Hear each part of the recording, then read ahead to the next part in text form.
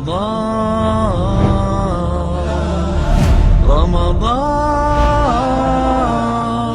welcome holy month Ramadan. إن الحمد لله والصلاة والسلام على رسول الله أما بعد قال الله تبارك وتعالى في القرآن المجيد أعوذ بالله من الشيطان الرجيم بسم الله الرحمن الرحيم يا أيها الذين آمنوا كتب عليكم الصيام كما كتب على الذين من قبلكم لعلكم تتقون۔ ماہ رمضان کا عظیم ترین مہینہ جو کہ بڑی برکتوں والا رحمتوں والا ہے، اپنے گناہوں کی معافی مانگنے کا مہینہ ہے۔ بڑی تیزی کے ساتھ یہ مہینہ گزر رہا ہے۔ گزشتہ کچھ عرصے سے یہ مہینہ گرمی کے موسم میں چلا آ رہا ہے اور آئندہ بھی کچھ عرصے تک یہ مہینہ گرمی ہی کے موسم میں آنا ہے۔ جب سے یہ مہینہ گرمی کے موسم میں آنا شروع ہوا ہے، ہم نے دیکھا ہے کہ ہمارے بھائی محترم بزرگ تو خیر ویسے ہی ان کے لیے مشقت والا معاملہ ہے، لیکن نوجوان ساتھی بھی اس حوالے سے پریشان نظر آتے ہیں اور اس کو ایک بوجھ سمجھتے ہوئے چھوڑ بیٹھتے ہیں اور گرمی کے موسم کو عذر کے طور پر پیش کرتے ہیں۔ حالانکہ یہ مہینہ گرمی کے موسم میں آئے تو یہ کوئی عذر نہیں ہے، بلکہ گرمی کے موسم میں آنا بھی اللہ کی حکمتوں میں سے ایک حکمت ہے، اور گرمی کے موسم میں آنے کے باوجود اس کی فرضیت ویسے ہی برقرار رہتی ہے، بلکہ ہمیں تو زیادہ جستجو کے ساتھ گرمی کے موسم میں ان روزوں کو رکھنا چاہیے۔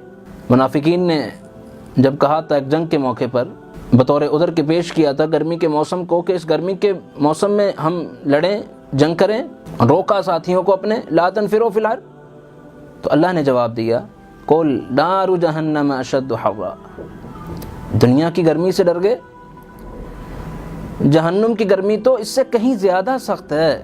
تو مسلمان کے اندر سب سے پہلا ڈر اور خوف ہوتا ہی یہ ہے کہ میرا آخرت میں کیا بنے گا، آخرت کی میں نے کیا تیاری کی ہے، کون سی چیز ہے جو مجھے جنت کے قریب لے جائے اور جہنم کی حرارت اور گرمی سے مجھے بچا لے۔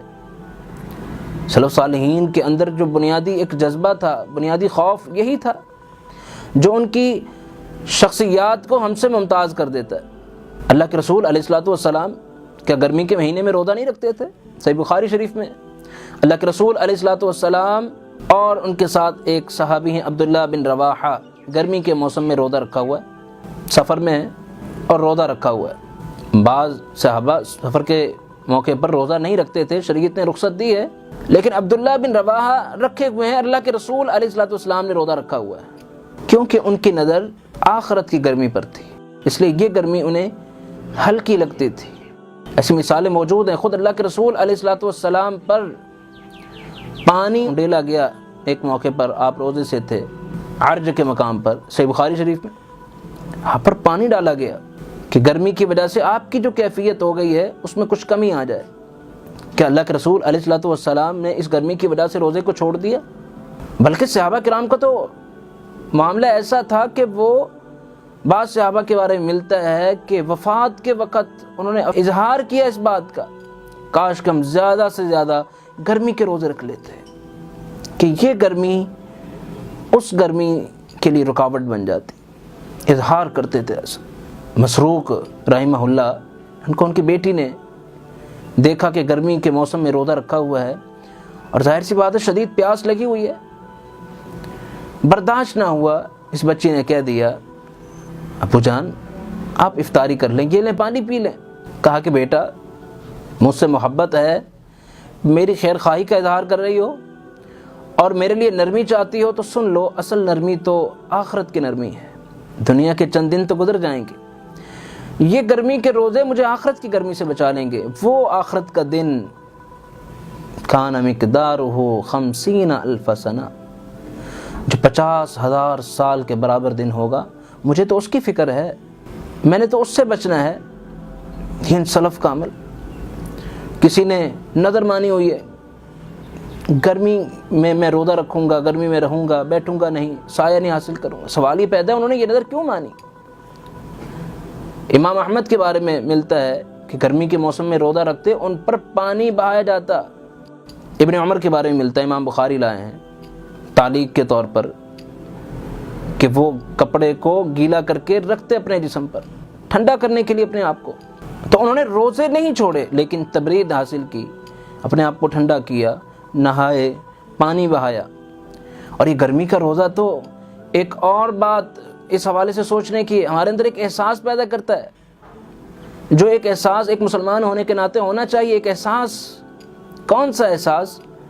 کہ میرے باقی مسلمان ساتھیوں کی حالت کیا ہوگی، ان پر کیا بیت رہی ہوگی، کیا کسی کو پانی بھی میسر ہے کہ نہیں۔ اس ماہ رمضان میں کرنے کا کام ایک عظیم ترین ایسا کام جس پر کفار مکہ کو ناز تھا، سقی الماء، پانی پلانا لوگوں کو۔ ماہ رمضان میں یہ کام کیجیے، افطار کے موقع پر اپنے پڑوس میں، دوستوں تک اور ایسے علاقوں میں جہاں پانی میسر نہیں، پانی پہنچائیں، مشروبات پہنچائیں۔ افضل ترین صدقہ لگے ایسا آپ کے عمل سے کہ واقعتاً اس گرمی کے موسم سے آپ نے کچھ سیکھا ہے اور آپ آخرت کی تیاری کرنا چاہتے ہیں۔ لوگوں کو پانی پلا کر آپ افضل صدقے کو حاصل کر رہے ہیں، اس کے ذریعے سے آخرت کی تیاری کر رہے ہیں۔ تو ہمیں اس حوالے سے اپنا جائزہ لینا ہے کہ اس گرمی کے موسم کو ہم اپنے لیے بوجھ سمجھتے ہیں یا اللہ کی حکمت سمجھتے ہوئے اس سے فائدہ اٹھاتے ہیں اور آخرت کی تیاری کرتے ہیں۔